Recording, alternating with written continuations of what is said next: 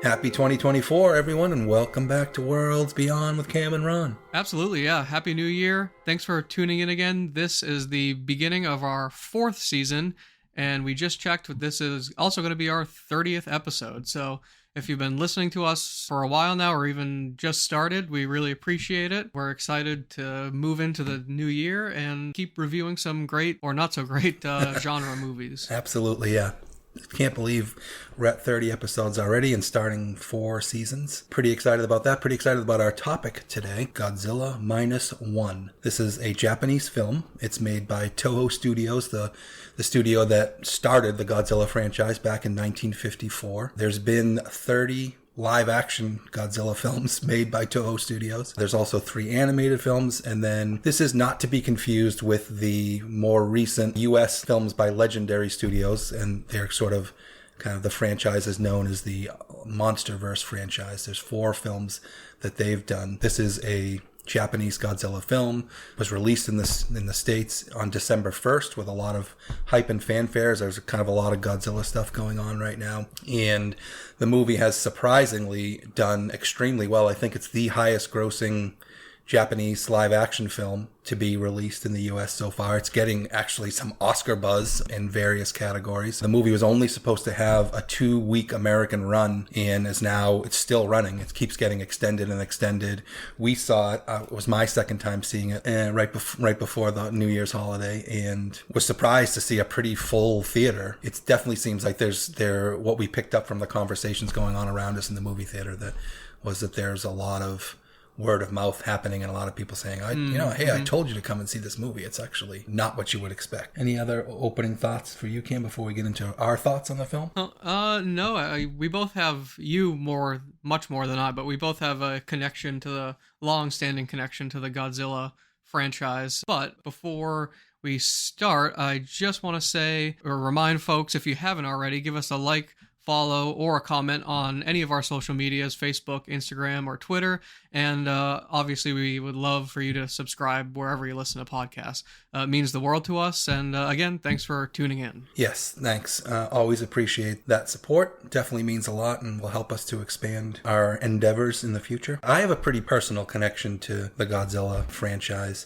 Always loved it as a kid, and it's funny, and when you grow up and you move on, you get interested in different things, but always still kind of was fond of these films whenever they would come on cable. I'd watch them, marathons and things like that. And interestingly, when my mom, your grandmother, passed away now almost 10 years ago, one of the funny offshoots of when you lose someone very close to you like that, like a parent, for me personally, was it just made me very nostalgic for things from my childhood. So when that happened, I got very much back into watching Godzilla films and collecting some of the memorabilia and things like that. And with that, there's been a big sort of renaissance more broadly, just like a lot of nerd and pop culture, as all of you people out there listening to us probably have experienced, anything that's sort of genre type, pop culture, nerd culture type stuff, comic books, superhero movies have all become so much more mainstream over the last 20 years, I would say. And that includes Godzilla. The Godzilla fandom and Godzilla films and things like that related to the franchise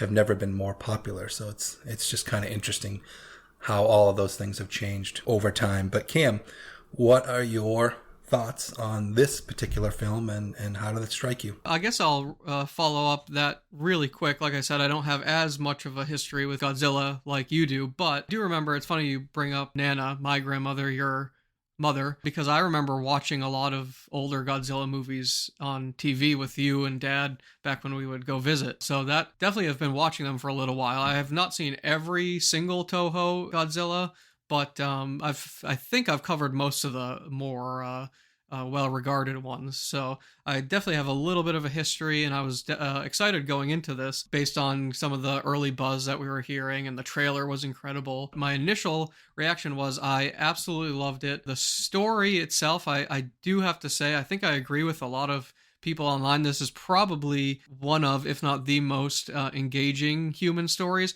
I don't want to say it's anything super groundbreaking, but just the way it was portrayed and some of the different viewpoints of the characters I thought were really interesting, and it just all comes together and makes it super emotional. You know, a lot of these, even some of the better older Godzilla movies, I find myself struggling to really care about what's going on with the humans. It's more just like something to spin the wheels as we move in between the destruction sequences. But this one I thought was a great balance, if not maybe a little bit too much human drama, but it was so good that it worked for me. And then Godzilla's effects and CGI and just the action and destruction were also really well done. So overall, I loved it. It might be one of my personal favorites just because of, not necessarily because it does one thing or another better than any of the other ones, but it's just such a solid, watchable movie that I think it definitely deserves the reception it's getting. My overall reaction was very positive as well. Having seen it twice and not knowing what to expect when I went into it the first time, some of the human elements didn't resonate with me as immediately. I definitely enjoyed them. And then seeing it a second time, kind of having my expectations out of the way, I really enjoyed a lot of the human elements and the human story. And CGI and the action sequences, the Godzilla design in this film are just, you know, there's some really breathtaking scenes of the monster, of the city. It's also a period film that takes place in the shadow of World War II. World War II is just ending as this movie begins. So there's a lot of period elements in the film. Just artistically, were done phenomenally well, and just, you know, how they set the tone, what's happening in Japan at this time when this awful sort of another tragedy on top of Hiroshima and Nagasaki, and then all of a sudden this new threat arises. Definitely, very different. But overall, I really enjoyed the movie. The human drama definitely resonated with me even more watching it a second time through. The acting was great, and the story's very watchable, as you said. Story, an easy story to follow, easy story to connect with. Definitely kind of a redemption story for the main character that I think anybody can relate to. And so that paired with just incredible action scenes and incredible, what we call monster action, for lack of a better way to describe it, was just really, really tremendous. And so again, totally agree. Not without its flaws, some of which we'll get into, but overall, if you've never seen a Godzilla movie before, I would definitely recommend seeing this one. If you say like, oh geez, I can't watch a giant monster movie, but if you watch Jurassic Park and been able to enjoy that, this is not the same as that, but I think, you know, if you're able to sort of suspend your disbelief enough to enjoy a Jurassic Park film, then this is definitely something a little more different in terms of it's a little bit more of a heavy, dramatic story, but definitely something you can enjoy. Yeah, it's funny you mentioned Jurassic Park, because I really feel like this is a very Spielbergian movie, just in terms of the point of view from the family and just how things unfold. I guess I'll give a spoiler warning now, but it is a kind of a positive, happy ending, almost to the point of being ridiculously kind of a 360 from how kind of dramatic and dark the movie got. Not that it's super heavy or anything, but point of view from a kind of family definitely upped the stakes and made it a little bit more intense. And kind of building off of that, I love the point of view of this movie. I'm not super familiar. I mean, I'm not a huge history guy anyway, but I'm especially not super familiar with a lot of the Japanese side of World War II. So it was really interesting to get a kind of different angle from a kamikaze pilot. I thought was a really interesting angle to take with how, you know, people who didn't kind of follow through with their kamikaze mission were treated. So you're instantly kind of feeling a lot of sympathy for this guy, and the way that the family kind of gets together. He's kind of wandering around a market, and this kind of vagrant woman more or less stumbles into his life, and they kind of build this found family, I guess you could say. So I thought that was really well done. I think the point of view is the big kind of draw for a lot of people for this movie. Just it's so, even though it's a kind of niche area of history for at least American audiences, it's very easy to sympathize with these characters first and foremost, which I think is why I love the human drama so much. Yeah, we will probably get into spoilers now that we're past our initial reactions. I would just say overall, the performances were great. There was some actually really kind of great moments of wry sort of humor and, you know, the characters needling each other here and there, especially in the face of some of these really tragic situations that folks were in. You mentioned the found family vibe. So if you're a fan of that sort of found family trope, I think you'll really, really enjoy this story. Then there's two sort of different lenses that Godzilla movies typically sort of take. And the most predominant one is usually where the Godzilla threat in the film is perceived as this big deal, and you have all these very big, important, military, government-related people, and it's these big casts of military folks and scientists and all these this big coalition of very important people that sort of get together and figure out, okay, how are we going to deal with this? It's that big sort of wide lens kind of focus to it. And then there are some Godzilla movies where a different approach is taken, and it focuses on a very small group of people that are, related in one way or another, and how this big scary threat affects them on an individual level. And this movie definitely is that sort of latter approach of the small cast, not really connected to all the big government officials, and just really how this situation affects them. As far as the story, it definitely took a little time to grow on me. It is, in some ways, and you alluded to this too, kind of a typical sort of, the main character sort of does something to dishonor themselves or didn't make the right choice in a situation, and the course of the film is kind of their sort of suffering and redemption story. And so that's obviously nothing new. It's definitely nothing new in Japanese cinema. And, you see these themes come up in anime as well. So it's not an uncommon theme. I think for a Western audience, at times those elements can come off as kind of melodramatic. But overall, like, the performances were so good. When I just talked about the two different lenses for Godzilla films, it's like I didn't know which way this movie was going to go when I first sat down to watch it. And I think that contributed to my first viewing. And so, like I said, once expectations were out of the way, watching it a second time, it really just kind of washed over me, and I just really, really enjoyed it. And yeah, and it's got it does have that sort of great hook, happy ending, which you can sort of see coming as different elements develop in the film. But like I said, I think it's something that anybody can connect to and really appreciate, again, along with the spectacle. So speaking of spectacle, what about some of those elements, Cam, in terms of the production of the film and the special effects? Well, I was thinking going into this that this was the first all CG Godzilla movie, although I did learn, I think they made a puppet or maybe a suit or something for Shin Godzilla, although they ended up covering it up with CGI. So I guess take your pick. Either one of those might be considered the first, like, all CGI. I'm sure there was CGI in some of the more recent but past instances. But Shin Godzilla and -1 CGI felt very up to par with a lot of huge budget American blockbusters. It cost so much less than some of these big, especially the Marvel and Disney films, but looked great, if not better than a lot of those. So that was very impressive. I mean, the CGI definitely has its moments. There are a couple points that it looks incredible and lifelike, and there's a few points that it looked a little bit more rubbery, but just overall, it was really well done. And kind of to that point, the monster action, I thought it was great and really well done, although I could have use a little bit more city destruction. Towards the end of the movie, they kind of move all the action out into the ocean, which is different for a Godzilla movie, but usually there's at least two, if not more, big city destruction set pieces. So there only being one real main one. Obviously, there's a little bit of destruction in all of the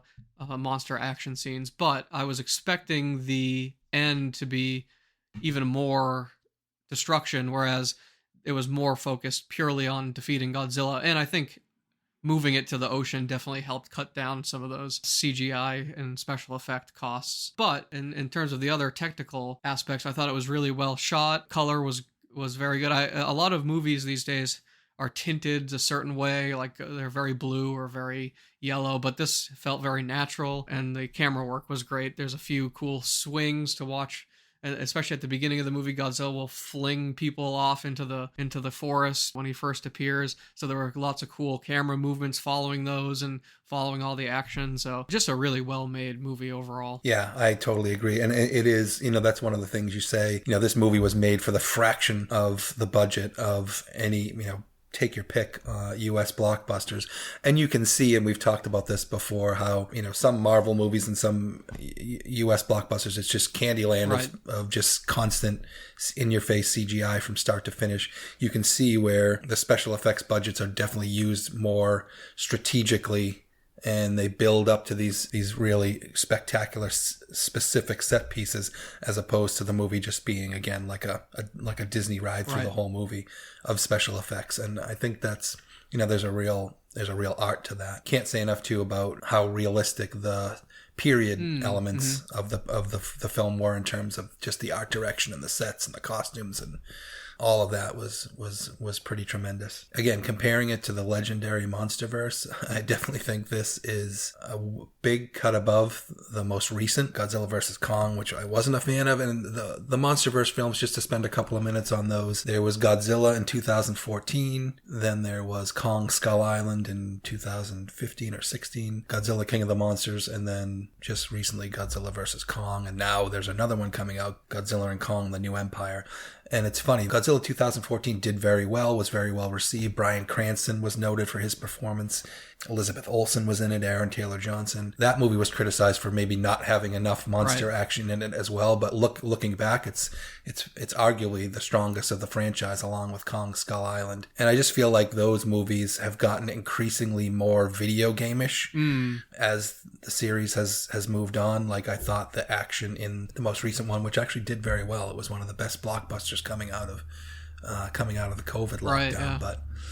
But to me, it just felt like a video game, and the plot was just, it was like a Kong plot and a Godzilla plot just kind of strung together, and I just thought it was a mess of a film. And in retrospect, while monster-wise, Godzilla King of the Monsters was incredible, and the set pieces and the other monsters that appear in that film, but the story was a little shaky in retrospect. Again, that movie holds up very well compared to this most recent one, and I can't say I feel very strongly about the trailer. If it's aimed at kids or aimed at folks that just want to see crazy monster battles and crazy CGI, you'll have a ball at that movie. But it just seems a little, for my taste, it just seems like it's veering into just kind of silly video game territory. I really like those early Monsterverse films. Godzilla, looking back, it definitely is one of the strongest, if not the strongest ones, monster teasing aside.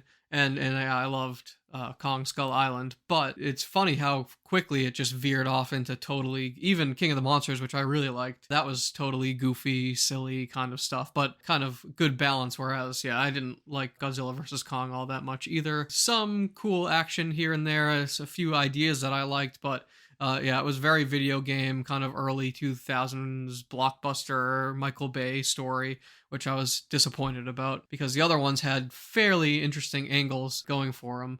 But I guess kind of going back into Godzilla -1 and comparing it to the legendary Monsterverse, I think the design of Godzilla, especially compared to the design of the current legendary Monsterverse Godzilla, which I like, but this one just felt so much more menacing. It looked a lot like my personal favorite Godzilla design, GMK, or Giant Monsters All Out Attack. And it seemed, I think I had even read online somewhere that the director loves that movie and took a lot of elements of the Godzilla design from that movie, but he has these big giant claw feet, and just his face almost looks a little bit more evil. Like some Godzillas look a little bit more like passive, especially Shin Godzilla. That felt a little bit more like it was just some creature that didn't have much control over what he was doing. Whereas this Godzilla is like, his face has a lot of expression to it, and you almost feel like he knows what he's doing, and he knows how much destruction and stuff he's causing. And so just the design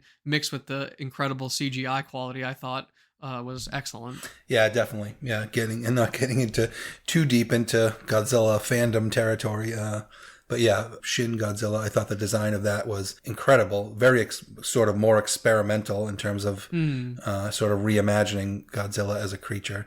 This one, I think, was taking all the advantage of CGI, but then sort of kind of trying to create a little bit more of a faithful to the earlier, the older films design of Godzilla. So I thought it was great. And the other thing I want to touch on, there were two kind of standout things. Past couple Godzilla movies, Shin Godzilla, it's always exciting to see the new design, which we just talked about, but also how the nuclear breath is going to be utilized. In some movies, it's more of a one-off, or maybe he has to recharge, but it's this big spectacle. In other movies, he's just kind of blasting wherever he wants. And the nuclear breath scene in the previous Shin Godzilla is arguably the best in the entire franchise because it's so just cinematic and mind-blowing. And I was kind of like, how are they going to try to follow that scene up? And I really liked a few of the smaller details, like how his fins almost adjust while they start to glow. And then this one, they one-upped Shin Godzilla by just his blast now just ends in a total nuclear event, essentially. Right.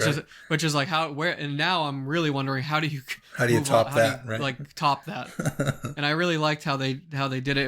It was kind of one of those, he has to charge up a little bit kind of things, but the beam itself was just the destruction it caused, and ending in a nuclear blast is just so absurd, but in the best way possible. Moving into the kind of the last half of the film, I'm always curious how they're going to defeat Godzilla.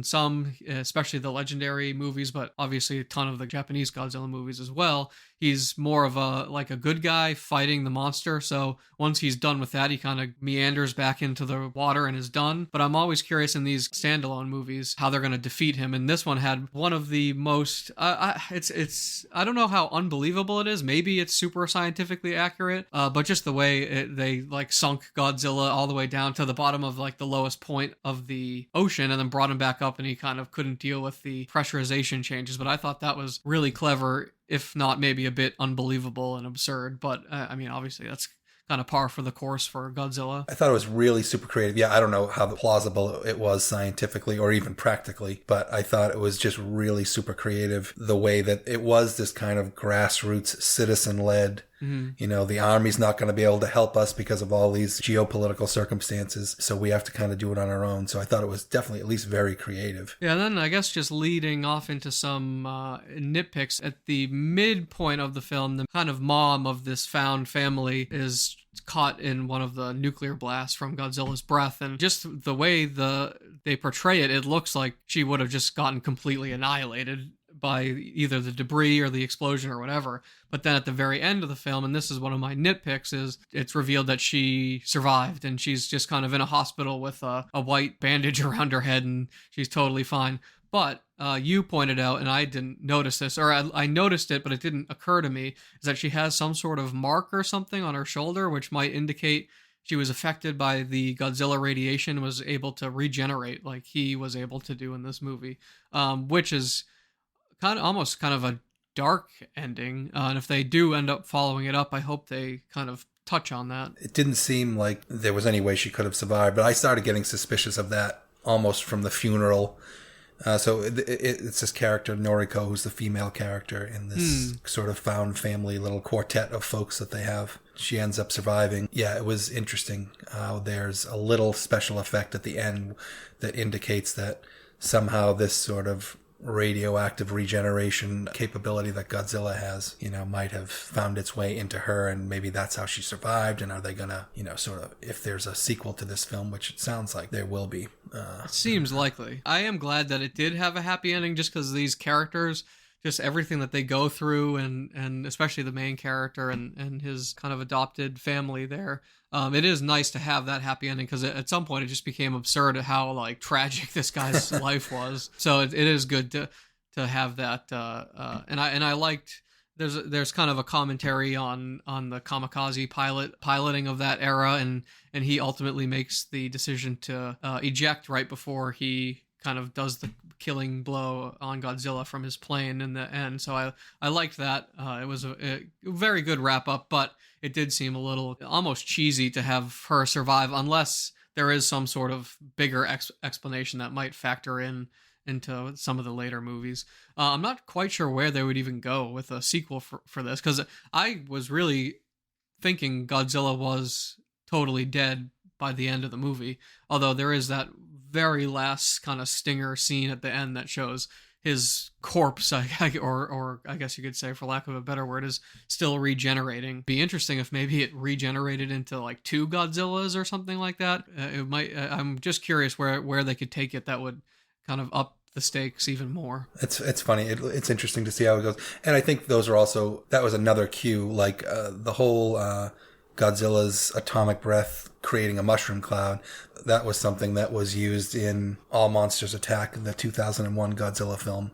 And as well, that sort of scene of Godzilla getting obliterated, and then his heart or whatever it was kind of beating on the ocean floor was another sort of cue from that film as well. Oh, huh. Yeah, I guess I should. I've been meaning to rewatch that. It's kind of hard to find it in HD. Some of those older ones you have to either have on DVD or Blu-ray because they're not streaming anywhere, or even some of them aren't even rentable right now. So I don't quite understand that. But that's kind of a tangent. Yeah, I love GMK, and I kind of forgot that there were that many elements that they kind of took from that movie. But other than that, yeah, no, I think that pretty much covers all my thoughts.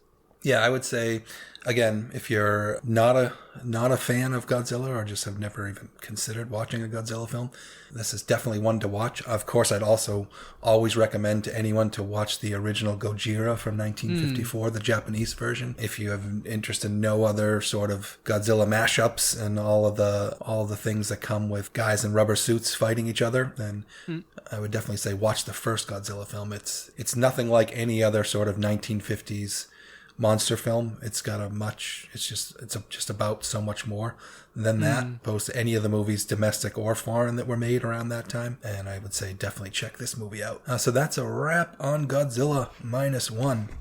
It's interesting too, Cam. We talked about this as we look. We're thinking about the things that we might cover in the near future. The Percy Jackson series is on Disney Plus. We might cover that. Echo, the new Marvel series, is coming out. There is yet another sort of Godzilla-related spin-off on Apple TV, Monarch, which is happening. So we might cover any one of those. But you were mentioning, while it's so great that the 2 entertainment industry strikes are over and ended seemingly satisfactory for the parties involved, it did create kind of a, what would you say, Cam? Just kind of like a void, a content vacuum, I guess.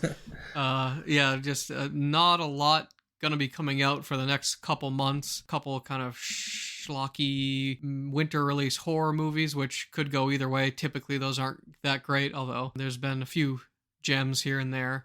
But yeah, there's nothing really playing in the theater, at least near me right now. I don't think -1 is still there, although we saw it just a few days ago, so it's still out there in theaters. But yeah, I think the next big tentpole release, I'm actually looking forward to a few of those smaller horror movies that are coming out, but probably be Dune, I think, in March. Oh, right. So yeah, so aside from the TV shows and stuff, I think it's going to be a fairly slow start to the new year in terms of genre movies. Yeah, that'll be interesting. It'll be very interesting to see, but we will be around to cover whatever it is. Again, as Cam said at the beginning, we appreciate any of you that tune in to our little podcast here. Certainly give us a like, follow, subscribe wherever you watch, wherever you listen to podcasts, or on our Facebook, Instagram, or Twitter pages. And thanks very much. We hope everyone had a great holiday season and is on a great start to their new year. I will, as always, give my shout out to Lockwood & Co. Please check out that show, or The Amazing Books by Jonathan Stroud on Netflix. Lockwood & Co. has made a ton of season-ending best-of lists in terms of we can't believe this show got canceled list, or just what are the great streaming shows or TV shows of 2023. Lockwood & Co. has made a lot of those best-of lists. And, we're still holding out hope that show will get renewed. So definitely check it out, and or check out the books if you haven't. And with that, we'll say thanks very much for listening, and we'll catch you on the next episode.